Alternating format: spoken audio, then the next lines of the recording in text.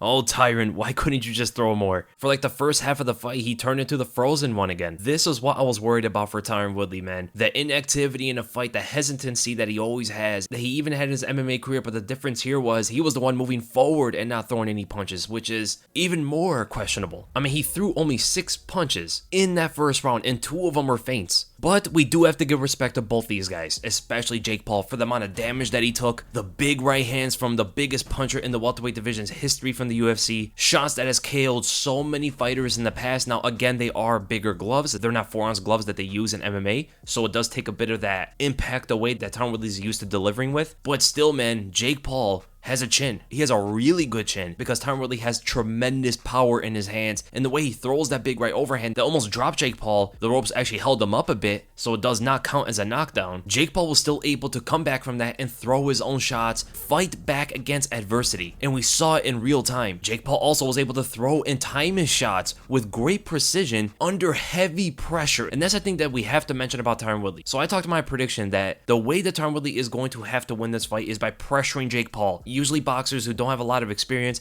they crumble under the pressure or they get very uncomfortable. The pressure was working. It was still getting Jake Paul to cross his feet sometimes, which leaves you unbalanced and open to get hit by a big shot. It really doesn't even matter at that point. Even if you block it, you're going to get left unbalanced because of it. It makes it harder for you to escape any kind of offense because it's very obvious on which direction you're going to take when you cross your feet. Easier to track you, easier to hit you, and harder for you to get away. He was also still winging out those looping punches, especially that left hook of his, whereas when he was moving forward, his punches are a lot more tight. Even that big right overhand that Tyron Woodley landed on him that nearly knocked him down, that all came from Jake Paul being uncomfortable under the pressure. What did Jake Paul do? Notice what Jake did here. When he saw Tyron Woodley advance at him, Jake swung out a looping left hook, put his eyes to the ground off of Tyron Woodley. That's why he didn't connect on it that hard, and Woodley was able to see the punch coming. Now Jake is not able to see Tyron Woodley's right hand because, again, his eyes are completely off of him. That comes from inexperience, and Tyron landed the right hand on the temple. If he kept doing stuff like this, he would have caught Jake Paul off guard many different times. But the issue with Tyron Woodley was he still was so hesitant even while moving forward. He was cutting off the cage effectively for the most part, but it was actually Jake Paul that had the higher output, even moving on the back foot. He was landing big right overhands that caught Woodley very clean. Woodley showed to have a good chin in this fight, even with his age included. He was landing left hooks, he was landing a lot of jabs, and Tyron Woodley thought he won the fight because of the pressure for the most part. I don't agree with that. I agree with Jake Paul winning this fight. I actually gave him 6 rounds out of the 8. I gave Tyron Woodley the 4th and the last round, and it was a bit frustrating to see that Tyron Woodley did not press on the gas. He definitely had a lot more in the tank by the end of that round. He had so much more to just expend, but he just decided not to, even though he was down in the rounds. Now, he thought he was winning the fight, so that was probably a reason why he didn't go for the knockout in that last round like that. But still, if you have so much more in the gas tank by the end of the fight and it was close, you could only blame yourself for losing. If you didn't give 100% of everything you had in the fight, which Tyron Woodley did not, he can only blame himself. Tyron Woodley had the opportunity to throw more shots, set up his right hands with more jabs, which would have been beautiful for him. His jabs are actually very nice. Jake Paul actually had the better setups. Jake Paul actually had the better precision with his punches. He was catching Tyron Woodley with many more power shots. For an example, he had a very good lead right into a lunging jab. That lead right gets the opponent, in this case Tyron Woodley, to lean away from it.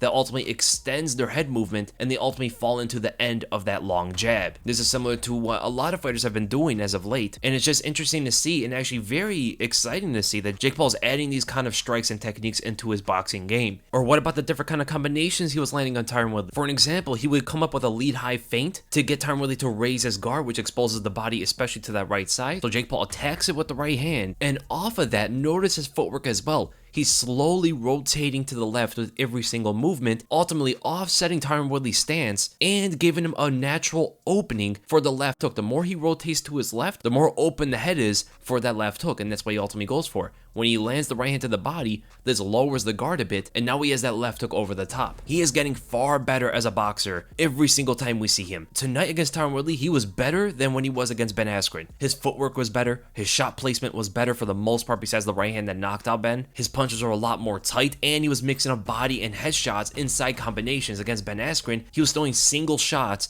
to the body, that big right hand to the body. Fighters cannot underestimate Jake Paul, man. He's not as bad as people think he is. They get the wrong idea because of his personality, but when he's in the ring, he does stuff like this. But I honestly believe if Woodley would have thrown more shots in the fight, if he started the fight with actually being somewhat active. Only throwing 6 punches in the first round is not great. I think he would have a lot more success, and in fact, he had a bigger chance of winning the fight. What's good pressuring if you're not going to throw punches? And it seems like now they're going to run this back. We saw a deal in real time, a fight get made in front of our eyes after the fight was over, that Tyron Woodley now has to get a tattoo that says "I love Jake Paul" on his leg in order for him to get the rematch, and Tyron Woodley accepted. And he accepted gladly, like he had no hesitation in getting that tattoo. I don't know about that, man. That's almost like getting branded by your opponent, and I don't know if I could do that. I don't know if I could do that for money, because it just seems like you're selling yourself out for another payday. I don't know how I feel about that. I wouldn't do it, but I'm happy for Tyron Woodley if that's actually what he wants. Especially after the guy went after your mom too. I don't know how I feel about all that. But the rematch should be pretty good. Tyron Woodley needs to throw more punches. This was his first boxing fight. He definitely can win the rematch. He just needs to be far more active.